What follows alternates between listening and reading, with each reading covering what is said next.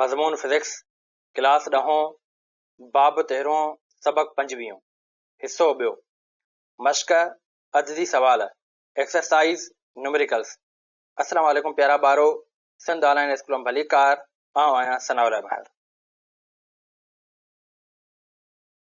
प्यारा ॿारो, जीअं त तव्हांखे ख़बर आहे त असीं चैप्टर नंबर 13 कंप्लीट करे चुका आहियूं ऐं उनजी जेका एक्सरसाइज़ शुरू कई हुईसीं। पहिरें सेक्शन में यानी सेक्शन ए में असीं MCQs सॉल्व कया हुआसीं ऐं हींअर असीं हलूं था सेक्शन बी जेको आहे स्ट्रक्चर्ड क्वेश्चन्स ऐं हिन में असीं न्यूमेरिकल्स सॉल्व कंदासीं। प्यारा ॿारो, हींअर असीं न्यूमेरिकल्स जे तरफ़ हलूं था। पहिरें न्यूमेरिकल जी स्टेटमेंट में चवे थो अ thumb pin is positioned at a distance of 15 cm from a convex mirror of a focal length of 20 cm. Determine the position and nature of the image. चवे थो त हिकु थंब पिन आहे, उहा 15 centimetre मुफ़ासिले ते पई आहे कॉन्वेक्स मिरर जे, यानी कॉन्वेक्स मिरर खां 15 सेंटीमीटर जे मुफ़ासिले ते उहा थंब पिन पई आहे।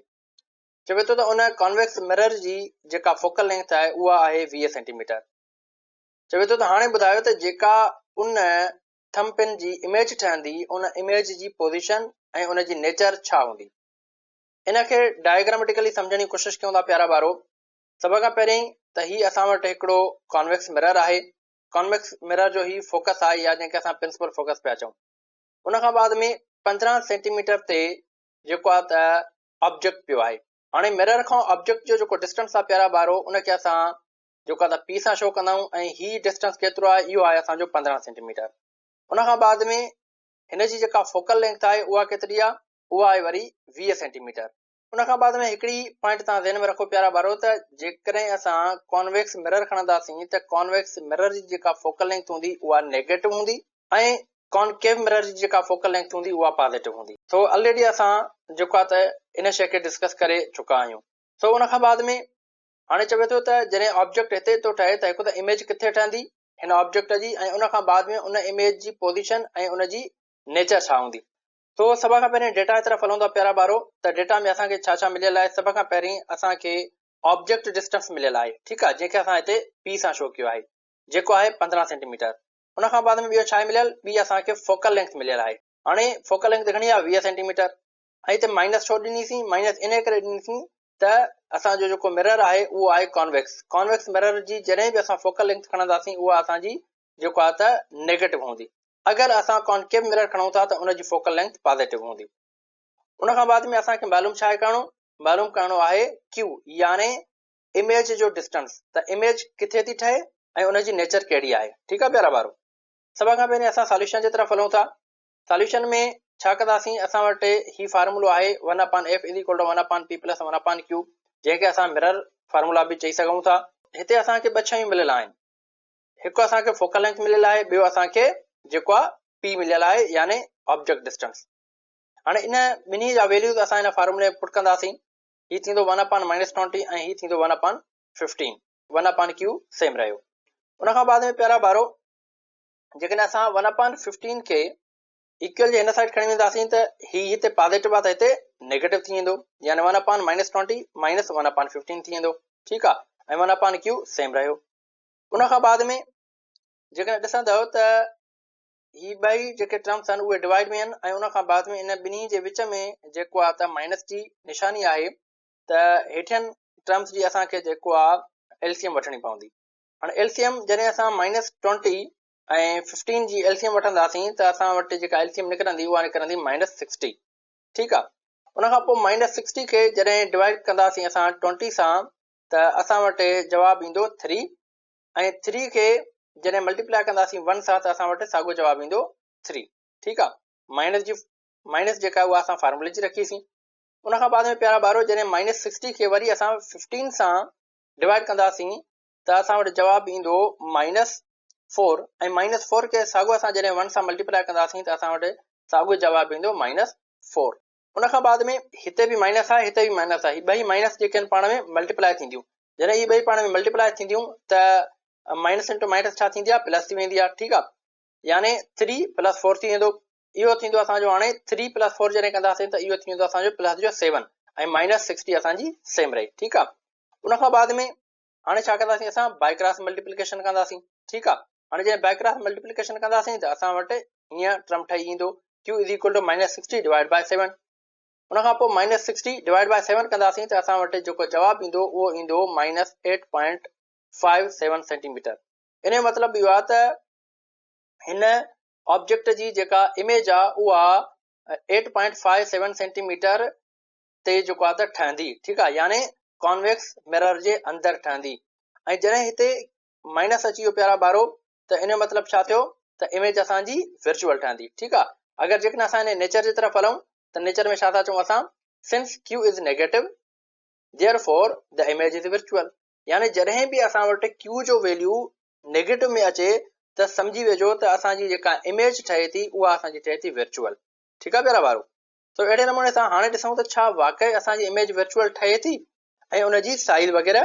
केतिरी आहे सभ खां पहिरीं असां छा कंदासीं प्यारा ॿारो हिन ऑब्जेक्ट मां ॿ रेज़ कढंदासीं हिकु रे ही कढियोसीं जेको parallel to the principal axis आयो उन खां पोइ हिन मिरर जो कमु छा आहे त इन्हनि खे डाइवर्स कंदो ठीकु आहे ॿियो असां रे कढंदासीं जेको पोल सां टकराइबो पोल सां टकराइजी करे पोइ छा थींदो रिफ्लेक्ट थींदो उन ई एंगल ते ठीकु आहे जेकॾहिं असां हिते रिफ्लेक्टेड रेज़ खे ॾिसूं प्यारा ॿारो त इहे कॾहिं बि पाण में एक्चुअल में मीट न कंदियूं पोइ छा कंदासीं असां हिन रिफ्लेक्टेड जेके रेज़ आहिनि उन जे बैकवर्ड असां जेको आहे त ॿ लाइन ड्रॉ कंदासीं इमेजिनरी लाइन्स हाणे ॾिसंदासीं त इहे ॿई लाइन्स जेके आहिनि उहे किथे मीट कयूं उन्हनि उहो हिते मीट कयो हाणे हिन पॉइंट ते जेको आहे त असांजी इमेज ठही ऐं हिन मिरर खां हिन इमेज ताईं ही जेको डिस्टेंस थियो प्यारा ॿारो इहो घणो थियो इहो थियो 8.57 सेंटीमीटर उन खां बाद में जेकॾहिं असां ॾिसूं त इमेज असांजी रियल ठही आहे या वर्चुअल ठही आहे छो त असांजूं जेके रेज़ आहिनि उहे एक्चुअल में न मिलियूं आहिनि ठीकु आहे रियल में न मिलियूं आहिनि त असांजी जेका इमेज ठही उहा वर्चुअल ठही असां हिते हिन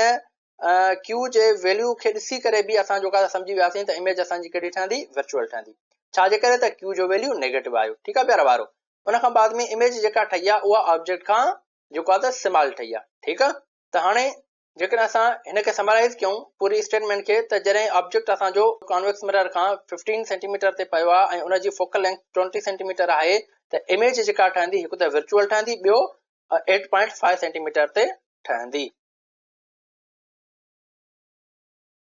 उन खां बाद में प्यारा ॿारो हींअर असीं हलूं था वरी न्यूमेरिकल नंबर 2 जे तरफ़ ऐं उनजी स्टेटमेंट में चवे थो an image of specimen appears to be 11.5 centimetre behind the concave mirror with a focal length of 13.5 centimeter find the specimen's distance from the mirror तो हिन चवण जो मतिलबु इहो आहे त हिकिड़ो असां वटि नमूनो आहे हिकिड़ो ऑब्जेक्ट आहे उनजी जेका इमेज आहे उहा ठहे थी असांजे कॉन्केव मिरर जे अंदरि हाणे कॉन्केव मिरर में जेका असांजी इमेज ठहे थी उहा ठहे थी जेको आहे 11.5 सेंटीमीटर जे डिस्टेंस ते ठीकु आहे ऐं उन कॉन्केव मिरर जी जेका फोकल लेंथ आहे उहा आहे 13.5 सेंटीमीटर चवे थो त हाणे ॿुधायो त उहो ऑब्जेक्ट जेको आहे जंहिंजी इमेज हीअ ठहे थी उहो ऑब्जेक्ट किथे पियो आहे उनजी पोज़ीशन छा आहे उनजी जॻह कहिड़ी आहे ठीकु आहे प्यारा ॿारो यानी हिते असांखे इमेज ॾिनी वई आहे त इमेज किथे थी ठहे उनजी पोज़ीशन ॿुधाई वई आहे हिते असां खां पुछा थो करे त उहो ऑब्जेक्ट किथे पियो हूंदो ठीकु आहे हाणे इनखे डायग्रामेटिकली सम्झण जी कोशिशि था कयूं त मिसाल जे तौर ते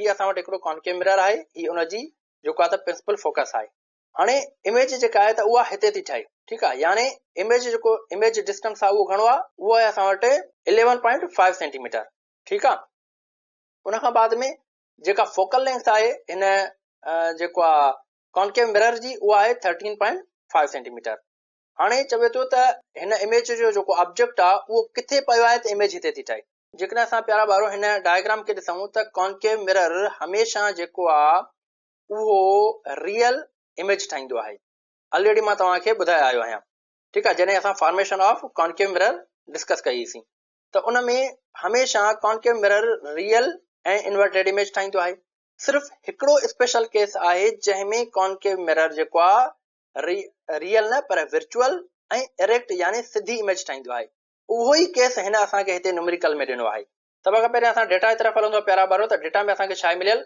डेटा में असांखे क्यू मिलियल आहे क्यू असां जेको आहे त माइनस में छो खयो आहे छो त असांजी जेका इमेज आहे उहा वर्चुअल आहे ठीकु आहे यानी हीअ असांजो कॉन्केव मिरर जो जेको आहे त स्पेशल केस आहे जंहिंमें असांजी वर्चुअल इमेज ठहे थी तो इन जे करे हिते असां माइनस ॾिनीसीं -11.5 सेंटीमीटर ते असांजी इमेज ठहे थी पर इमेज जे जेका आहे त उहा वर्चुअल आहे ठीकु आहे उन खां बाद में फोकल लेंथ घणी आहे 13.5 सेंटीमीटर ठीकु आहे ऐं फोकल लेंथ हिते असांजी पॉज़िटिव थींदी। जीअं ऑलरेडी मां तव्हांखे ॿुधायमि त कॉन्वेक्स मिरर जी जेका फोकल लेंथ आहे उहा नेगेटिव हूंदी ऐं कॉन्केव मिरर जी जेका फोकल लेंथ हूंदी उहा पॉज़िटिव हूंदी। असांखे मालूम छा आहे करणो, पी यानी ऑब्जेक्ट डिस्टेंस।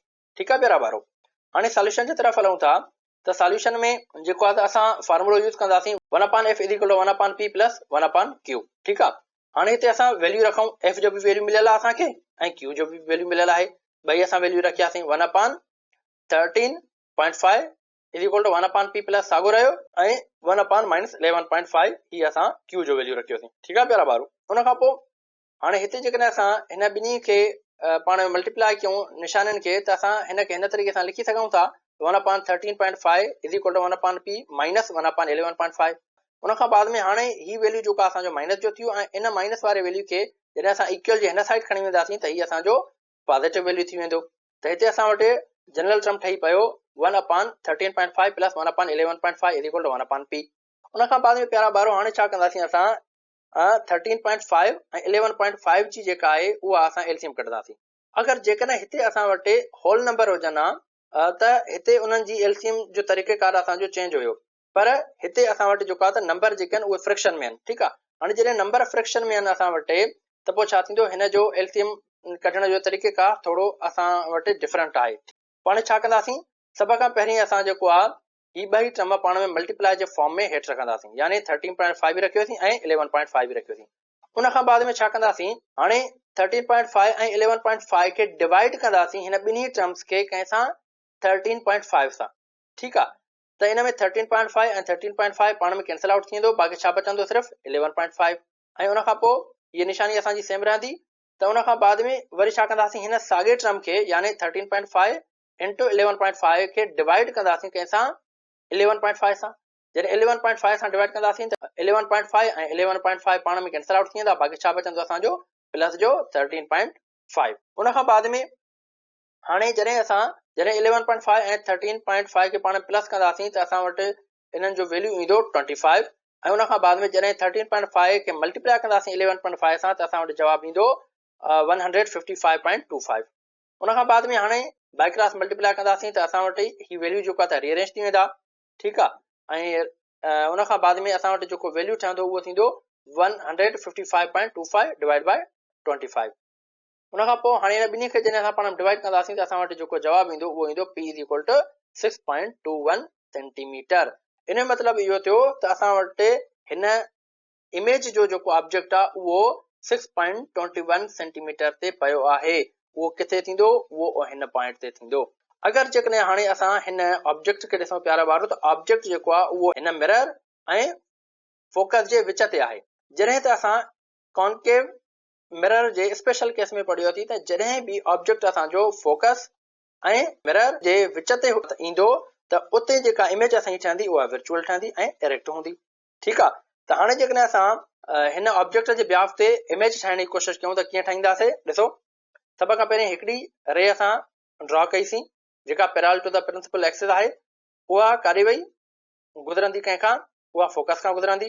उन खां बाद में ॿी असां रे कढीसीं जेका जेको आहे त पोल ते टकराई ऐं पोल खां काॾे वेंदी, उन ई एंगल ते रिफ्लेक्ट थी वेंदी। ठीकु आहे, हाणे जेकॾहिं असां हिन ॿिन्ही रेस खे ॾिसूं प्यारा ॿारो, त इहे जेके रिफ्लेक्टेड रेज़ आहिनि उहे कॾहिं बि पाण में एक्चुअल में मीट न कंदियूं, रियल में मीट न कंदियूं।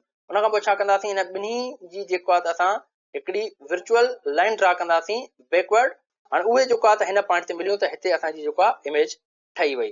ठीकु आहे प्यारा ॿारो, त हाणे जेकॾहिं असां हिन खे समराइज़ कयूं त जॾहिं असांजी इमेज जेको आहे उहा 11.5 सेंटीमीटर ते पई आहे त उनजो जेको ऑब्जेक्ट आहे उहो किथे आहे, उनजी पोज़ीशन किथे मालूम कईसीं असीं, उहा कईसीं 6.21 सेंटीमीटर ते। ऐं इमेज असांजी कहिड़ी ठही आहे, वर्चुअल ठही आहे। ऐं हीउ हुयो असांजो जेको आहे त स्पेशल केस जंहिंमें असांजी कॉन्केव मिरर में इमेज जेको आहे वर्चुअल ठहे पई। ठीकु आहे, त प्यारा ॿारो मूंखे उमेद आहे त तव्हांखे हीअ जेके न्यूमेरिकल्स आहिनि उहे सुठे नमूने सां सम्झ में अची विया हूंदा। तो हिन लेक्चर खे हिते असां ख़तमु था कयूं। इंशाअल्लाह नेक्स्ट लेक्चर में वरी असां फर्दर न्यूमेरिकल सॉल्व कंदासीं। तेसिताईं अल्लाह हाफ़िज़।